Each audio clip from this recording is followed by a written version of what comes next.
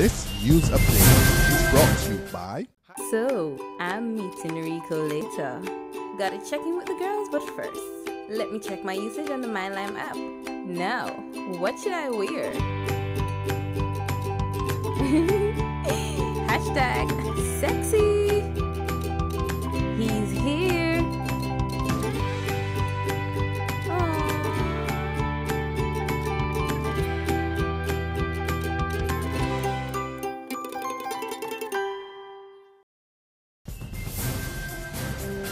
Welcome to the Barbados Today Evening Update for Wednesday, March 11th. Thanks for joining us. I'm Fernella Wedderburn. We begin with news of an urgent plea for help from the principal of the Learning Center as she confirms that the institution is in dire straits. Principal Dawn Rudder tells Barbados Today the government's failure to pay outstanding bursaries for about 90% of the school roll has left the institution struggling to pay salaries and manage daily operations. Opposition spokesman on education, Edmund Hinkson, first made the revelation during debate in Parliament yesterday.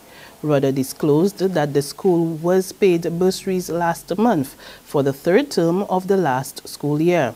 She says it takes about $50,000 a month to manage the school expenses, and the center was now using its limited savings to keep its doors open.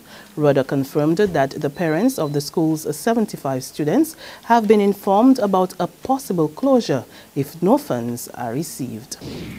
Chairman of the Barbados Vagrant and Homeless Society, Kima Safri, is concerned about the growing number of people who are on the cusp of becoming homeless, and he's putting the blame squarely on the unemployment situation in the country, which he says has left some people who recently lost their jobs unable to pay their rent. You have a lot of the soon-to-be homeless coming at us now for either assistance in terms of how can we better accommodate them. A lot of them now are able-bodied, so they're asking mostly, can you find me a job? They're willing to take any and everything now.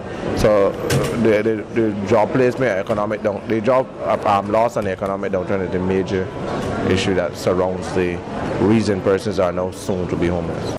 And he's especially worried about the nation's women and young adults. I have a young fella, he's about 18 years old, and he's living on the street, and that is probably worrying me as well. A lot of the women and children are coming as well, and a lot of these are becoming more worried because, I mean, as I travel all over the world, I've been privileged to see homelessness from children level straight to adulthood.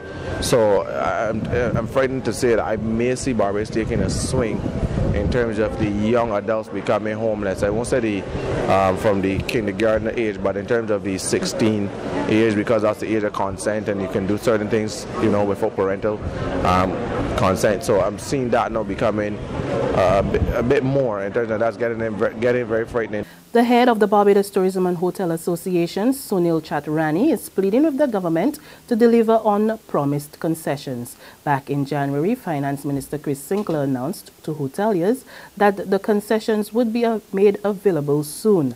But speaking at the BHTA's quarterly meeting at the Hilton Hotel this morning, Chaturani said there were still too many obstacles preventing sector officials from accessing the allowances. This is obviously not a sustainable situation and can only go on for so long before we start to see a deterioration of our market share and brand Barbados. When the brand starts to lose its appeal, it will be much harder and expensive to rebuild. I will end here with a plea for all relevant parties to come together with the intention of working through whatever obstacles are in our way that is blocking us from accessing these concessions. We at BVHS remain committed, focused, and dedicated to working through these challenges so that we can close this chapter and allow our membership to do their part in leading this economy out of this long, drawn-out recession. Former Prime Minister Tom Adams was today remembered as an astute and visionary leader. Today marked the 30th anniversary of his death, and St. Thomas MP Cynthia Ford led members of her constituency branch to a wreath-laying ceremony at Adams's gravesite at the St. Michael's Cathedral in Bridgetown. Ford says Adams was a leader who rubbed shoulders with people at all levels of society, and his legacy remains imprinted across Barbados. We can speak of so many projects that he would pursue, not only in St. Thomas, because there were so many roads that were tenantry roads that we just could not pass unless we wore 2 pairs of shoes. Tom made a difference in Canefield and other areas. When we look at the central bank, that we're just here in the environs of that facility, he was so heavily criticized. People said he's building the Tower of Babel, all kinds of madness they said. Now today the central bank still stands out as a wonderful edifice, the vision of Tom Adams and his cabinet, because he alone couldn't do it between 1976 and 1985 when he passed. There's regional and international news after this short break. Secure your future, be financially strong. Since 1983, we have been there for you. A smart range of products, great tax benefits.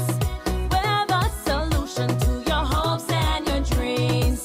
The Barbados Workers Union Cooperative Credit Union. The Barbados Workers Union Cooperative Credit Union. Humble beginnings to smart loans, smart savings. Save smart and borrow smarter, that's the move for me. Stability, prosperity, we're the solution to your hopes and your dreams. The Barbados Workers Union Cooperative Credit Union. The Barbados Workers Union Cooperative Credit Union. In sports, Lakers Sports Club might have lost some big names during the off-season, but Keith Burkett certainly did not lose his scoring touch.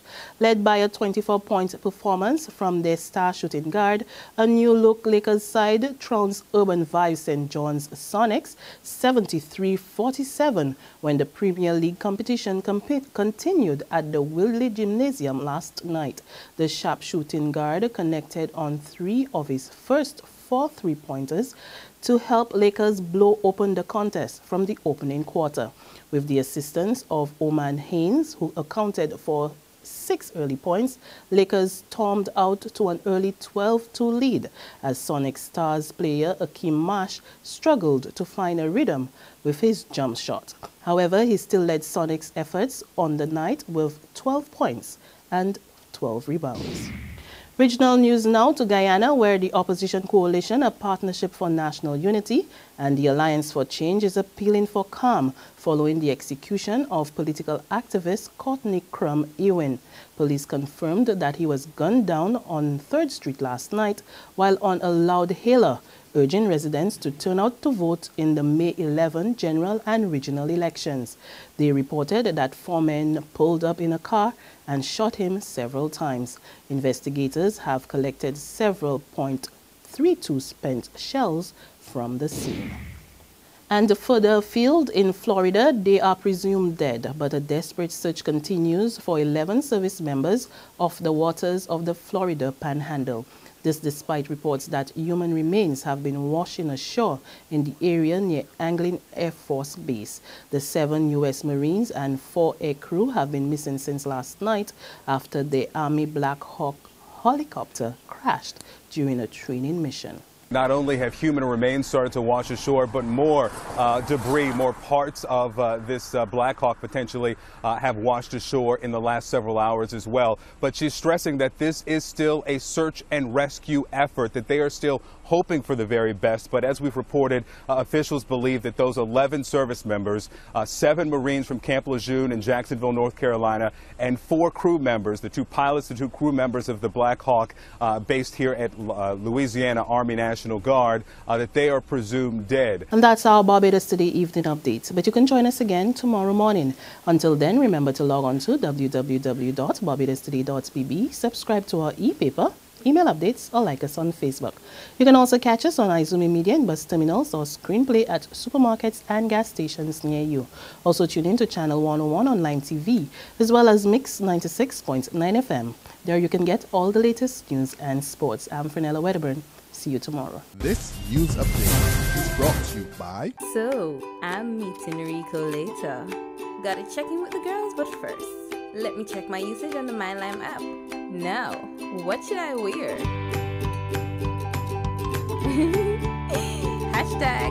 #sexy.